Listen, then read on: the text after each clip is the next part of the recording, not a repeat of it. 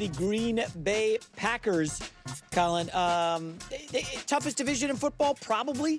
LaFleur and Gutekunst have 2 years left on their contracts, and the team will not extend them ahead of the season.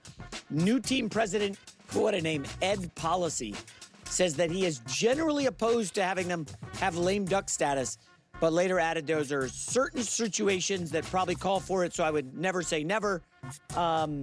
Is this a big deal, no deal, nothing to see here? No. Generally, the contracts of Packer coaches and GMs it's not like public fodder. I don't think, I mean, is there stuff do they have something to prove this year? Like, what if they miss the playoffs? It's not out of the realm. I don't know. I think it's the second best division in football after the AFC West. So is that an excuse? Like, hey, we're in a tough division, guys. There are excuses and reasons. An excuse is the dog ate my homework. A reason is my mom got into a wreck driving us to school. That's a reason. It's not an excuse. I mean, if the Lions may have the best roster next to Philly in the league. Chicago now. Chicago's roster is outstanding if Ben Johnson can coach and Caleb can play. Minnesota, I mean, don't we think Minnesota's personnel's top 7, 8 in the league? I do. So my take is, yeah, it's okay. You just lost arguably your best corner, Jair Alexander, when he's healthy. So, and by the way, you drafted a receiver because you don't necessarily trust the young receivers you have with health or performance. So I think I'm not as high on Green Bay as everybody else is. I think Detroit wins the division and Chicago's the wild card team. I don't think right now, personnel-wise, I've always said I think Green Bay drafts and develops at an incredibly high level, but they don't have right now a lot of great players. Minnesota's got some great players. Their left tackle and Jefferson are great players. Chicago, Sweat, Jalen Johnson, just on defense. Those are great players. Green Bay, who's Green Bay's best player? They have a lot of good players. A lot of good players. They don't have a lot of holes or liabilities. Well, it's funny you say that. So LaFleur got Aaron Rodgers, and they had some deep playoff runs. I was dubious of LaFleur, but it was like, oh, he's making deep playoff runs. Aaron Rodgers leaves. How many deep playoff runs post Aaron Rodgers with LaFleur, Colin? Just put that out there. They did beat Dallas in Dallas. Ooh, beating Dallas. I think what has happened to Green Bay, they're a little bit like the Indianapolis Colts. We like their GM. We like their roster. We're just not sure how great they are at quarterback, and they don't have a lot of, oh, my God players. Okay. That's not even remotely true. I mean, I don't even know where that just came from. I'll be completely honest.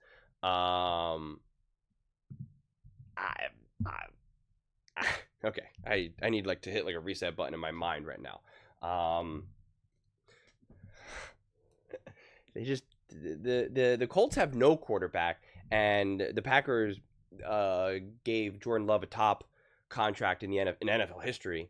And Colin last season, in the middle of the season, said Jordan Love will be as great as Mahomes. So whoa, talk about whiplash, man.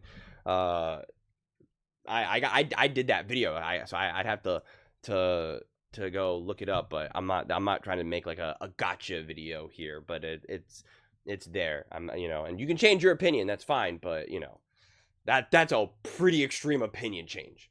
That is I thought Jordan Love was going to be Patrick Mahomes. We don't know how good this quarterback is at all. I'm going to compare him to I guess AR and Daniel Jones in Indianapolis. I don't get it. Listen. So I'm a big fan of Matt LaFleur. I'm a believer in him. I do think he needs to evolve and grow as a coach. I think that's fair. And Colin's taking a more passive approach here where he's like, oh, it's okay if they miss the playoffs. Look how good the Bears are, the Lions, the Vikings. And it's okay, and the Packers should be there. Why should the Vikings leapfrog the Packers? Why should the Bears leapfrog the Packers? That's the mentality that I look at it through. Why do these other teams have better rosters if that's the case? Why are some of these other coaches able to elevate their team or quarterback or whatever it may be more so than, say, the Packers? Like I that's fair. I'm always okay criticizing and holding various coaches and players' feet to the fire, depending on the situation. Sometimes it really is just like, what are you going to do, man? Right? Like, that Lions team is stacked. Of course you can't, it's going to be hard to win the division. Like, I'm okay with that. I'm not like, no, you got to find a way. Like, I don't take a hard-nosed approach in either direction. But if you're going to say that the Bears are now potentially going to be better than the Packers, it's like, if you're a Packers fan, it's like, well, then that's a tough pill to swallow. Why is that the case? And if you say, well, Ben Johnson's a great coach, it's like, all right, well, then why didn't we fire Matt LaFleur and go get Ben Johnson?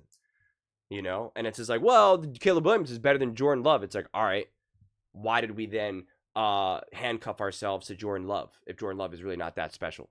Or if Jordan Love really is that special, but Matt LaFleur is not a good enough coach, or if the roster's not good enough, you're not doing a good enough job of supporting Matt LaFleur and Jordan Love. It's like, you got to blame someone.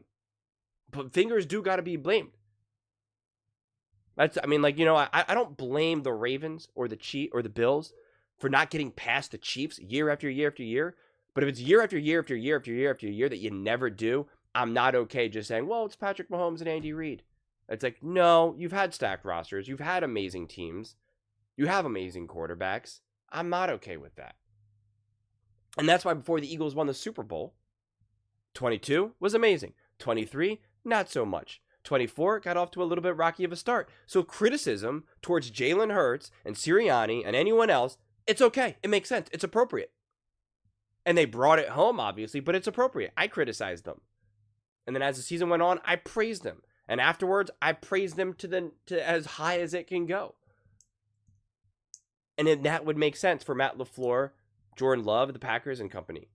For you to be like, yeah, I think you're a great coach. I think you're a great quarterback. So I expect great results. I'm open. I'm okay with just a feeling of like, well, this is a really tough division. This is a really, the Eagles have an amazing roster, and, the Chiefs and the Bills and the Ravens, like, these are all great teams. I can't expect my team just to be able to be a Super Bowl contender nonstop. Like, I don't, if the Eagles got back to the Super Bowl and they lose to the Bills, the Ravens, the Chiefs, whoever, I'm not going to be like, oh my God, this is a disaster. You had an amazing roster. You were clearly a Super Bowl winner last year. I'm like, I don't expect you to win the Super Bowl every year. I don't expect you to get back to the Super Bowl every year. If the Eagles make it to the NFC Championship game and lose to a great, a Commanders team, a Lions team, whatever it is, I'm like, yeah, man, that's football. That's football.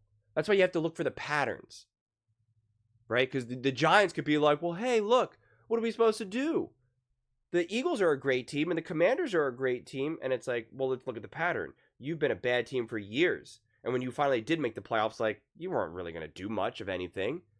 And now the Commanders were able to completely leapfrog you. Why were the Commanders able to build an NFC Championship contender, but you couldn't in all these years? And so you kind of have to look at the patterns, look at the reasons. It can't be 100% binary. It can't be, well, the Eagles won the Super Bowl and we didn't, therefore you're bad. Like, that's not the reality either. Sean McVay did great, and Stafford did great with the Los Angeles Rams last season. They did not win a Super Bowl. So it's not Super Bowl bust in the classical sense that we often talk about it. But I am still looking for different degrees of success. And I think last season was a tough season, no doubt. And I think it depends on what lens you want to look at it through. Do you want to say, hey, man, Matt LaFleur and Jordan Love did a great job holding this team together, considering the circumstances? Or do you want to say, I feel like this should have looked better? And then you can point to other teams and other examples that went through their own issues, the Commanders, whatever it may be, and be like, I think they dealt with it better. I think that's fair too. I think both outlooks are fair, which is why it's like, let's continue to wait and see how this all unfolds. Let's continue to see Matt LaFleur evolve. Let's continue to see Jordan Love evolve. I want to see Jordan Love feel a little bit more grounded when he's playing. It feels like he's slipping and sliding on ice when I watched him specifically last year. And I defended him for all of the issues that how the season unfolded. But it's like, all right, in 2025, I want to just feel when Jordan Love has the ball, I'm like, all right, something good's going to happen.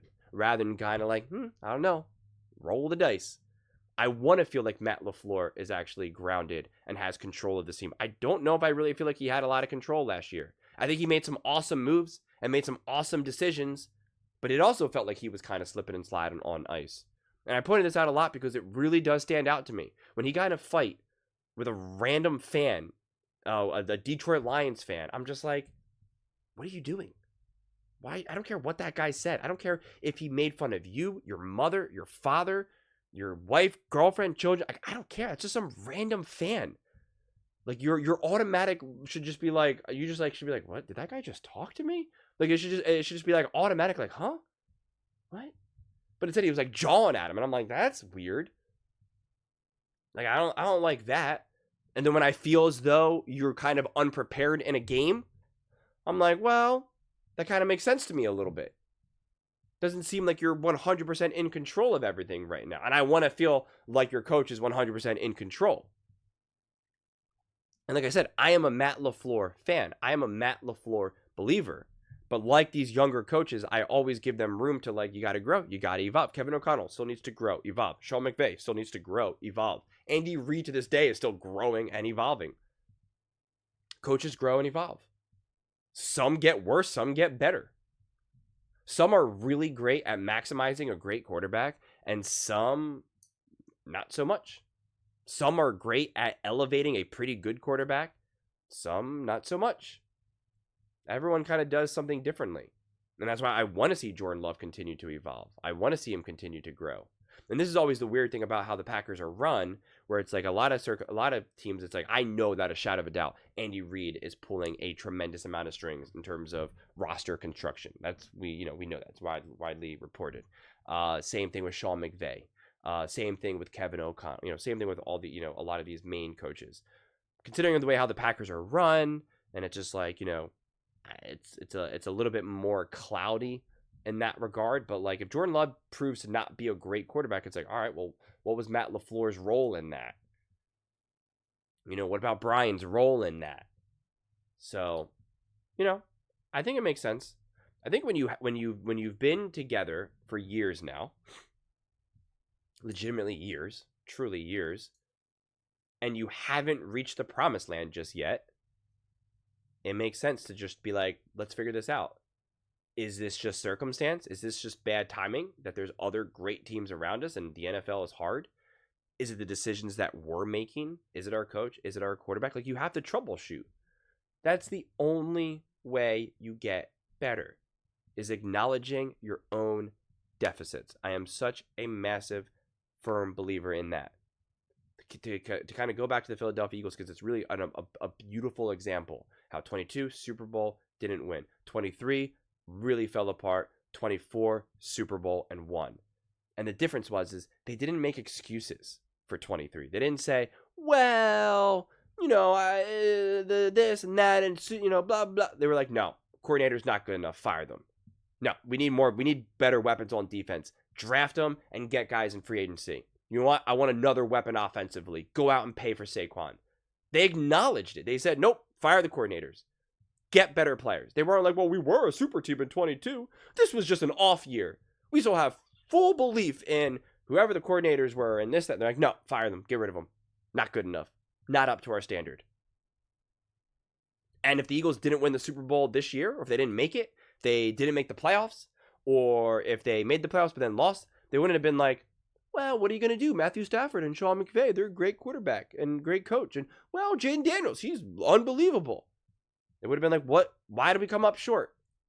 Is Nick Sirianni the guy? Is Jalen Hurts the guy? What's the story here? And you have hard conversations. The teams that have hard conversations grow and evolve. The teams that don't just get caught in the same cycles again and again and again and again. So this all makes sense to me personally. And if you're a Packers fan, I think that should actually excite you. That you're like, yeah, we're not just sticking our head in the sand. Even if you believe that someone like a Matt LaFleur and Jordan Love are the best of the best, you still want them to be evaluated and analyzed as if they're not, just to really make sure, to really do your due diligence.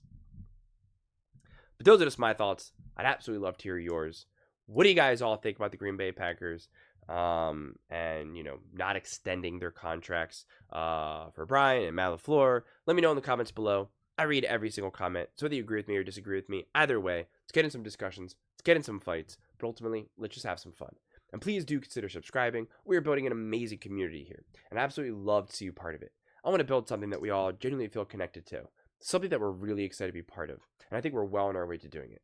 And please don't forget to give this video a thumbs up, as it really does help with visibility and the algorithm. Thank you so much. See you next time.